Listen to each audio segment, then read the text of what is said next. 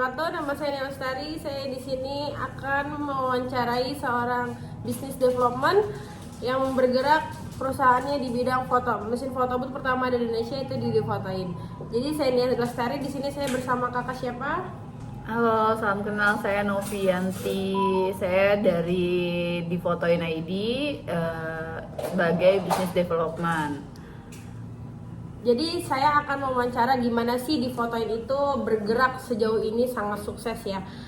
Yang pertama itu saya ingin mempertanyakan, bisa diceritakan bagaimana Anda memulai bisnis ini?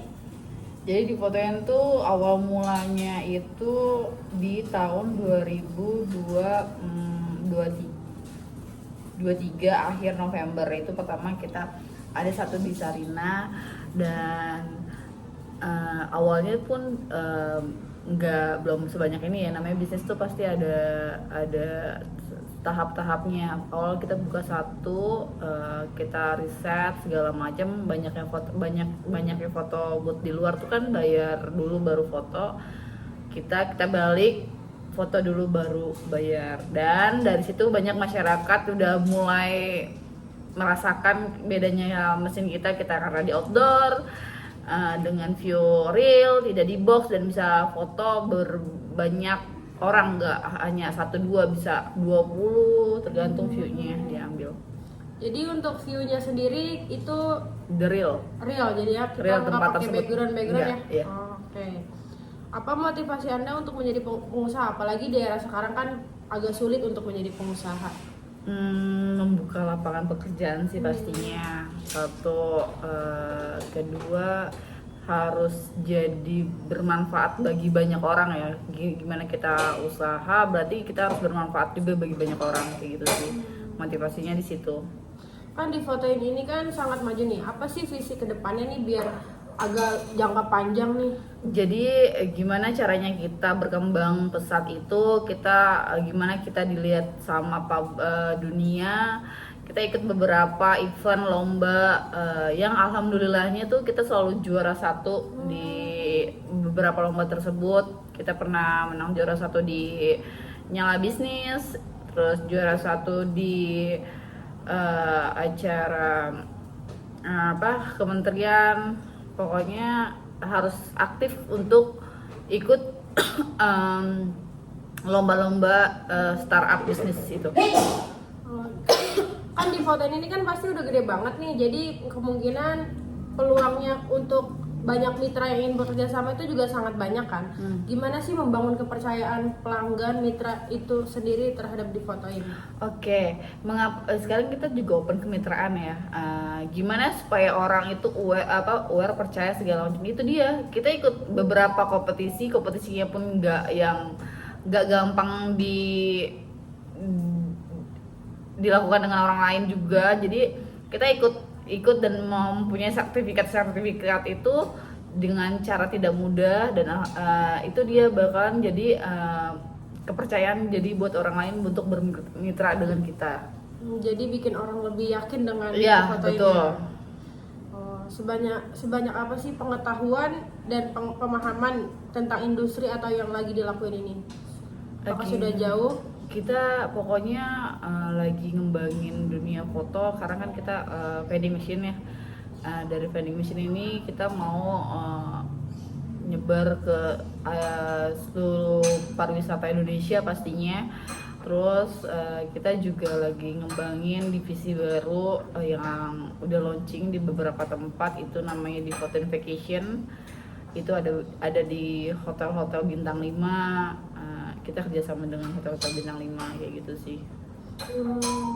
Terus kan apa sih yang langkah-langkah yang diambil? Kan misalnya kalau misalnya setiap seseorang pengusaha mempunyai bisnis itu harus meriset ya, entah itu dari baca buku atau dari internet, atau biasanya itu apa sih yang dicari gitu? Oh iya, itu pasti sebelum bisnis itu kita harus riset ya.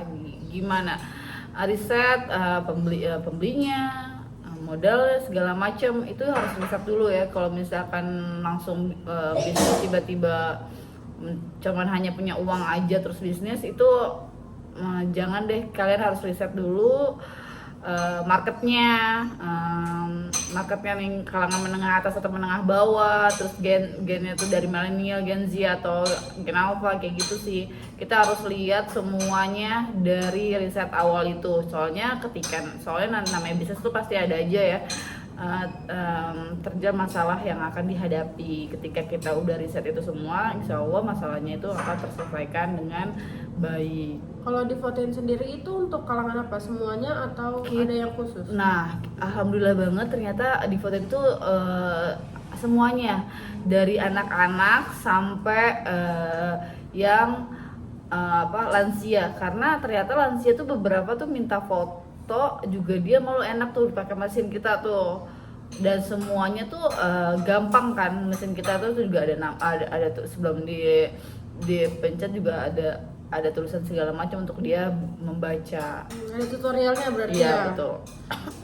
Yang kendala yang dialami selama ini kan pasti banyak banget kan. Salah satunya tuh yang sangat berat tuh apa biasanya?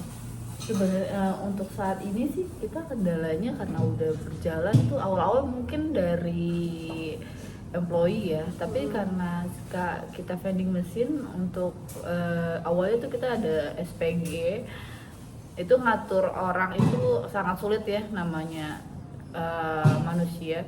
Tapi akhir-akhir ini kita karena kita vending machine, jadi kita udah nggak ada SPG di depan mesin lagi karena semuanya otomatis, semuanya terkontrol 24 jam di pusat. Jadi kelihatan tuh mesin mana aja yang misalkan ada masalah segala macam itu langsung ke kontrol dari pusat. Jadi pusat juga sedia 24 jam tuh? Iya, betul. Kan banyak yang ngajak kolaborasi, gimana sih kayak misalnya manfaatin kolaborasi itu, jadi kayak biar lebih bermanfaat kolaborasi, jadi kayak nggak menyia-nyiakan investor gitu. Oh ya, kita juga kolaborasi selain retail, kita juga ada namanya event. Dan ya, jadi pertanyaan selanjutnya itu ada, bagaimana sih Anda memanfaatkan jaringan atau kayak investor-investor Anda supaya lebih maju gitu, lebih yakin kolaborasi untuk pengembangan bisnisnya? Oh, jadi karena kita tuh selain pendapatan kita tuh ada 3, retail, terus placement sama event.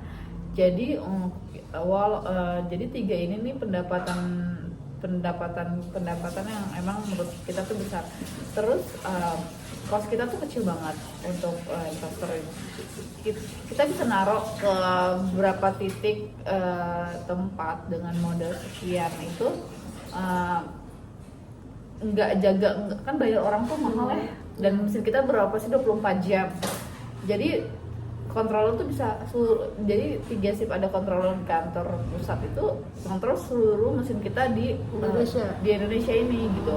Jadi benar-benar costnya tuh kecil banget, kayak gitu sih. Jadi untuk investor yakin bisa dengan cara meyakinkan kalau kontrolnya tuh sangat ketat ya. Iya. Jenis acara atau komunitas apa yang menurut Anda itu paling efektif dalam memahami jaringan sebagai seorang pengusaha? Ya itu dia, kalau mau untuk jaringan segala macam kita harus ikut webinar segala macam sih, kelas-kelas bisnis, event-event yang diadain pemerintah segala macam, kayak gitu sih. Jadi itu memperluas jaringan ya, iya, kita betul. Bisa kenal sama orang yang lebih hebat gitu. Ya. Jangan pernah berhenti untuk cari tahu tempat-tempat komunitas-komunitas yang bagus. Jadi jangan buang-buang waktu untuk melakukan hal yang tidak penting sih pastinya.